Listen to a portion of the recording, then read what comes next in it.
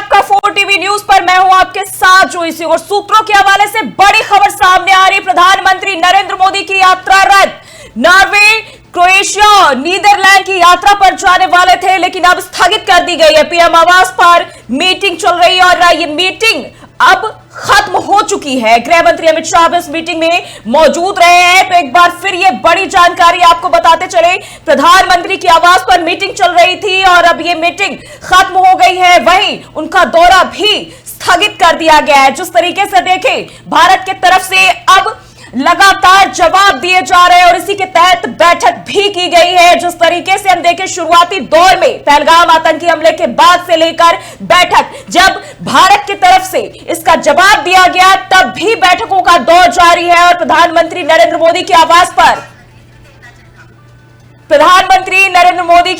पर बैठक चल रही है और ऐसे में देखें तो ये बैठक अब खत्म हो चुकी है। पीएम नरेंद्र मोदी की यात्रा भी रद्द हो चुकी है। नॉर्वे, क्रोएशिया और नीदरलैंड की यात्रा पर रहने वाले थे और अब ये स्थगित कर दी गई है। और इसी खबर पर ज्यादा जानकारी के साथ संजय सिंह न्यूज एडिटर हमारे साथ जुड़ चुके हैं। और संजय जी, जिस तरीके से अब देखें, जो भी एक्शन भारत की तरफ से लिए जा रहे थे, वहां अब ये एक और जानकारी सामने आ रही कि अब इसके बाद प्रधानमंत्री नरेंद्र मोदी ने अपने आवास पर बैठक की है। क्या कुछ रहा है बैठक के दौरान?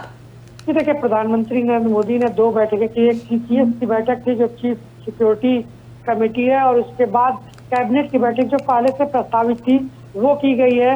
और कैबिनेट की बैठक में एक सुर में सभी मंत्रियों ने जो है पीएम मोदी का धन्यवाद दिया और सभी ने ये कहा कि हम आपके साथ हैं, इस कार्रवाई का स्वागत किया है। और सबसे महत्वपूर्ण बात थी, पूरा देश जो है सेना को धन्यवाद दे रहा है कि वायुसेना के जो विमान थे उन्होंने सिर्फ और सिर्फ सटीक निशाना लगा के सिर्फ कैंप को तबाह किया है, यानी आतंकियों के कैंप को तबाह किया। कहीं भी कोई नागरिकों को निशाना नहीं बनाया गया, पाकिस्तान के सैनिकों को निशाना नहीं बनाया गया है, सिर्फ आतंकियों को निशाना बनाया गया। तो ये एक कैबिनेट के बीच चर्चा हुई है और इसके लिए सेना को धन्यवाद किया है पूरे कैबिनेट ने। और वहीं पर ये भी खबर आ रही है कि पीएम नरेंद्र मोदी ने रक्षा मंत्री राजनाथ सिंह को बोला है कि आप जो है बॉर्डर पे जाइए और वहां पर अपने सैनिकों को और वहां के हालातों का जायजा लीजिए। तो हो सकता है कि थोड़ी देर के बाद। ठीक है, लगता है संपर्क टूट गया है। हम एक बार फिर से जोड़ेंगे तो ये जानकारी आपको बताते चले, भारत की तरफ से ऑपरेशन सिंदूर और इसी के तहत कार्रवाई, लेकिन अब इसके बाद प्रधानमंत्री नरेंद्र मोदी ने सेना के जवानों का, सेना का जो है मनोबल बढ़ाया है और उनकी सराहना की है। तो ये जानकारी आपको बताते चले, प्रधानमंत्री के आवास पर जो है इस बैठक को किया गया है, जिसमें गृह मंत्री अमित शाह, रक्षा मंत्री राजनाथ सिंह समेत सेना के जो प्रमुख हैं वो भी शामिल रहे।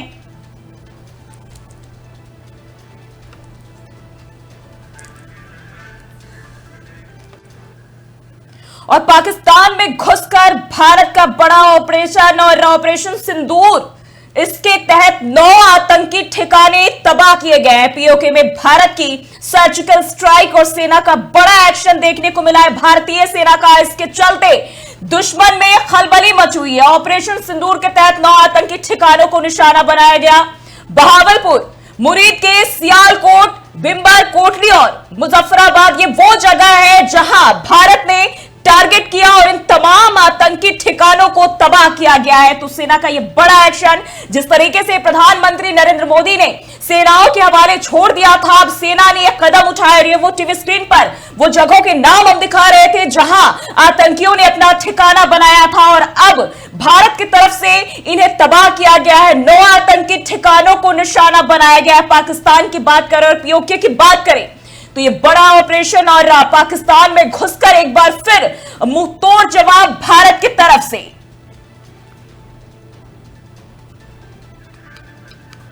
तो आपको बताते चले, भारतीय सशस्त्र बलों ने पाकिस्तान के कब्जे वाले जमीन में ऑपरेशन सिंदूर को अंजाम देते हुए 9 आतंकी ठिकानों को निशाना बनाया है। और ये वो जगह भी हम आपको बता रहे हैं जो ठिकाने बहावलपुर, मुरीद के सियालकोट, विंबर, कोटली और मुजफ्फराबाद में मौजूद। और ये वो लगातार अपडेट हम आपको दे रहे हैं।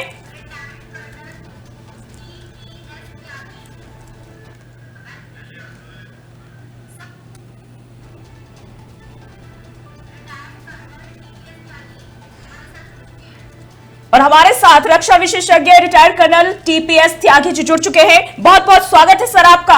जिस तरीके से हम देखें, अब ये एक नई तस्वीर, भारत की तरफ से बड़ा एक्शन, क्या माना जाए इसे?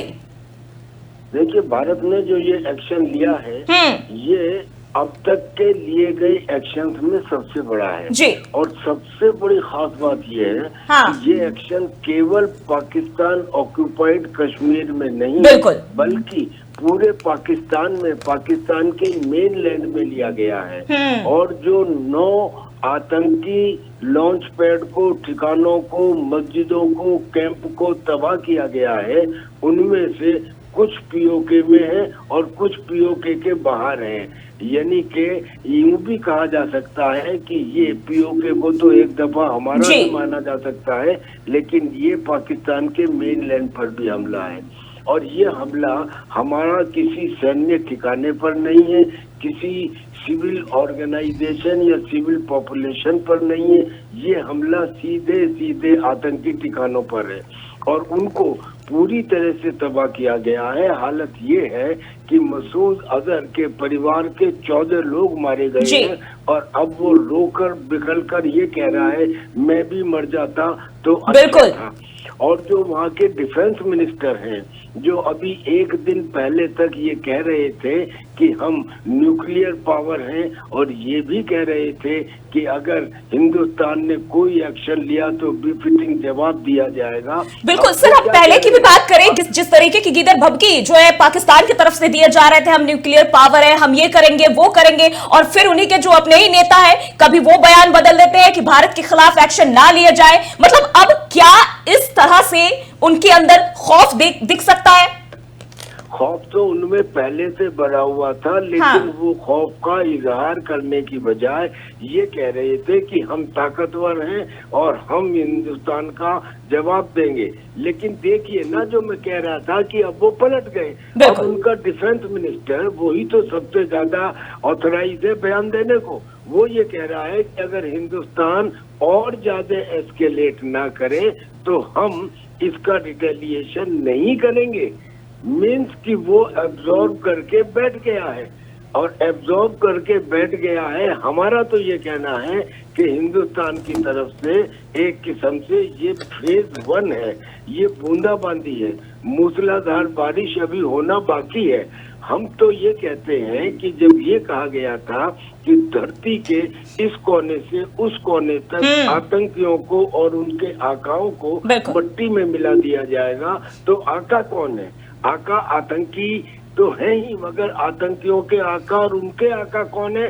पाकिस्तान की आईएसआई, और आईएसआई आती है पाकिस्तान की आर्मी के अंदर, और पाकिस्तानी आर्मी का हेड है वो मौलाना मुनीर, जिसकी वजह से पहलगाम का हमला हुआ, जिसने हिंदुस्तान में हिंदू मुस्लिम के नाम पे इंस्टेबिलिटी फैलाने के लिए लंबा चौड़ा भयंकर बयान दिया। तो हमारी तो टारगेट के ऊपर वो भी होना चाहिए।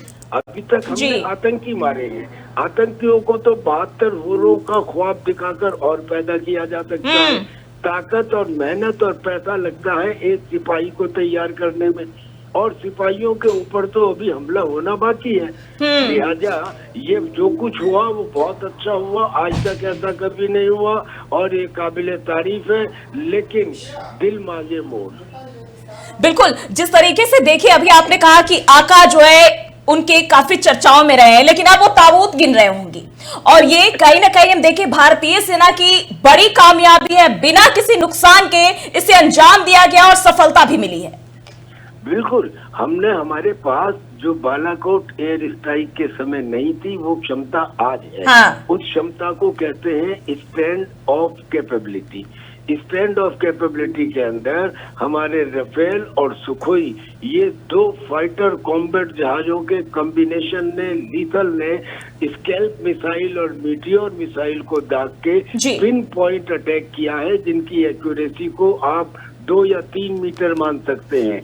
यानी कि उनके कैंप्स को चुन चुन के बिल्कुल एक पूरे एरिया के अंदर किस पॉइंट पर अटैक करना है उस हिसाब से कोऑर्डिनेट के ऊपर अटैक किया गया है। और ये हिंदुस्तान की ताकत और क्षमता और हिंदुस्तान की अब तुरंत डिसीजन लेने की क्षमता को दर्शाता है।